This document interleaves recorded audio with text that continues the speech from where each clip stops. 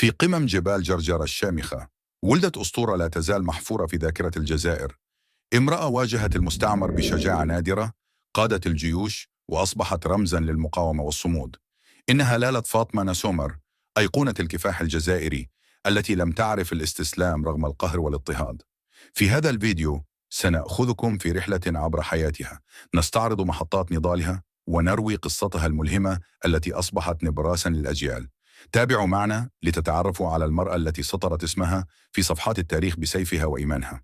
البداية: ولادة قائدة. ولدت لالا فاطمة نسومر واسمها الحقيقي فاطمة أحمد حوالي عام 1830 في قرية نرجة قرب منطقة عين الحمام في الجزائر.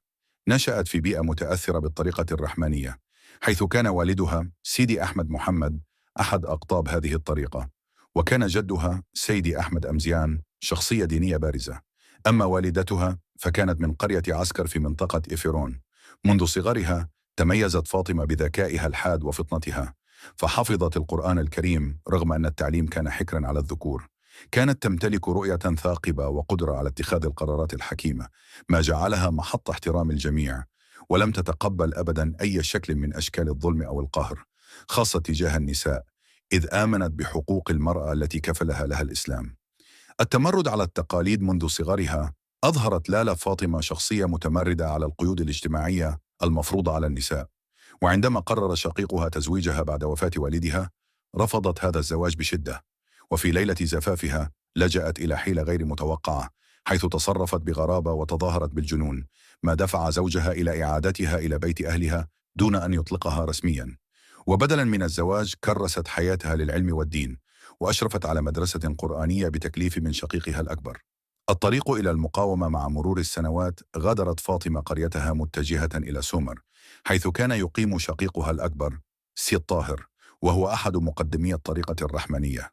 هناك وجدت بيئة علمية وسياسية زاخرة بالنقاشات حول الاحتلال الفرنسي والمقاومة الشعبية، ما عزز وعيها بالقضية الوطنية.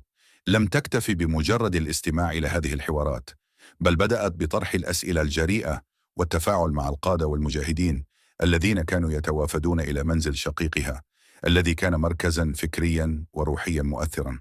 التحالف مع الشريف بوبغلة: في عام 1850 التقت لالة فاطمة نسومر بالقائد المقاوم الشريف بوبغلة، الذي جاء من جبال بابور لقيادة المقاومة ضد الاحتلال الفرنسي. سرعان ما نشأت بينهما علاقة قوية، حيث خاضا معا عدة معارك ضد المستعمر.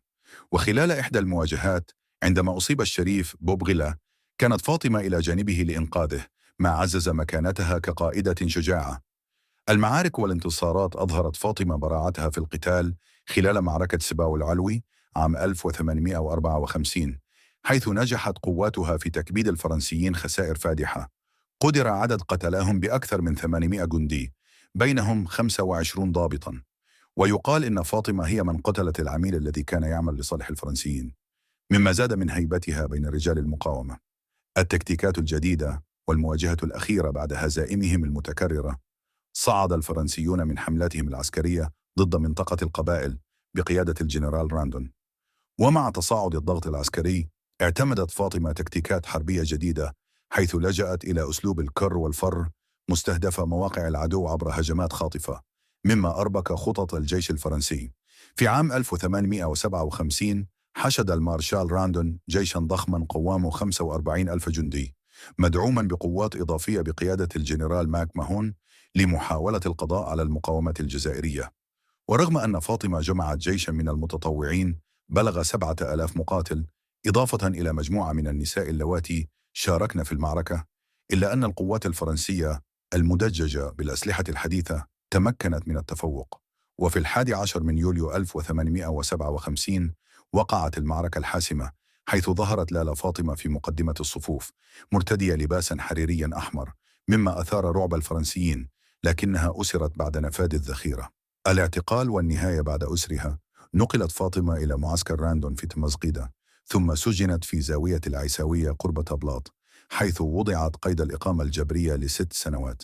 خلال هذه الفترة عانت من ظروف قاسية، وتوفيت عام 1863 عن عمر ناهز 33 عاما بسبب مرض يقال إنه كان نتيجة التسمم، خوفا من تأثيرها على الشعب الجزائري.